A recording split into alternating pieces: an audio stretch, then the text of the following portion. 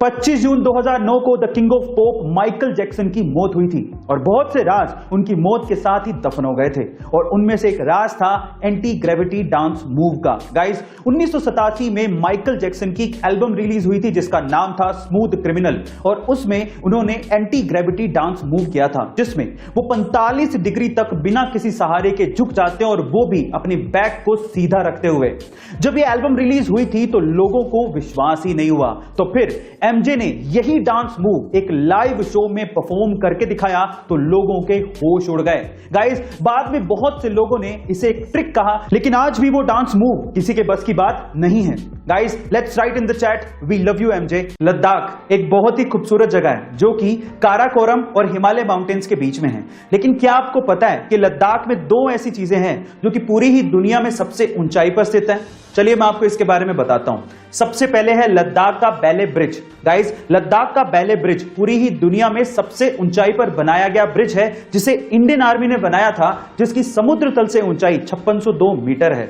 दूसरी है लद्दाख की पगोंग झील। गाइस लद्दाख की पगोंग झील पूरी ही दुनिया में एक ऐसी खारे पानी की झील है जो कि सबसे ऊंचाई पर स्थित है, जिसको आपने 3 इडियट मूवी में भी देखा होगा। गाइस आपको लद्दाख की ये दोनों चीजें कैसी लगी चैट सेक्शन में जरूर लिखेगा। कुछ सालों पहले यूएस का एक बंदा प्रॉपर्टी खरीदना चाहता था, लेकिन उसे अर्थ का रियल एस्टेट बहुत ज्यादा महंगा लगा।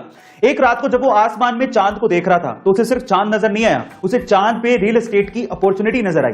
एक्चुअली 1967 स्पेस एंटिटी जिसपे दुनिया के लगभग सभी देशों ने साइन किया है, उस पे ये लिखा हुआ है कि किसी भी देश या उसी सरकार का हमारे सोलर सिस्टम के सेलेस्टियल बॉडीज पे कोई अधिकार नहीं होगा, लेकिन उस पे किसी इंसान का जिक्र नहीं है। इसीलिए इस बंदे ने यूएन को एक लेटर लिखा और अपने आप को मून का ओनर घोषित कर दिया।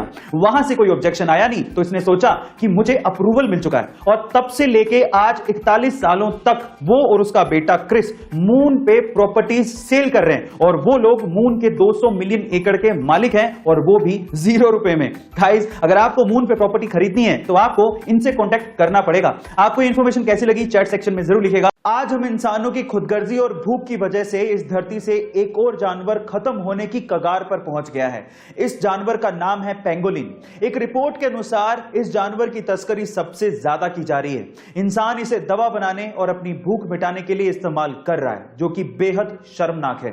लेकिन सारे इंसान एक जैसे नहीं होते।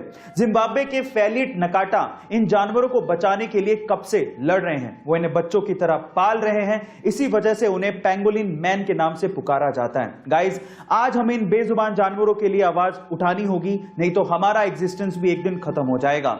इसीलिए चैट में प्लीज लिखिए save pangolin save earth. Thank you so much.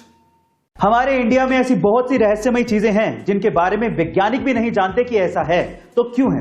उन्हीं में से एक है तमिलनाडु के रामेश्वरम में शिव मंदिर के पास समंदर के अंदर बना मीठे पानी का कुआं। गाइस समंदर का पानी खारा होता है ये तो सबको पता है, लेकिन समंदर में बने इस कुएं का पानी मीठा है, खारा नहीं। ओह माय गॉड, अब ये क्यों है ये तो कोई नहीं जानता, लेकिन मान्यता यह है कि जब भगवान राम सीता मैया को लेकर श्रीलंका से वापस आ रहे थे तो इसी जगह पे सीता मैया को प्यास लगी और उनकी प्यास बुझाने के लिए भगवान राम ने बाण चलाया, जिसकी वजह से वहां से मीठा पानी निकल आया। गाइस अब वजह जो भी हो, लेकिन समंदर के बीचों बीच मीठे पानी का कुआं किसी चमत्कार से कम नहीं है।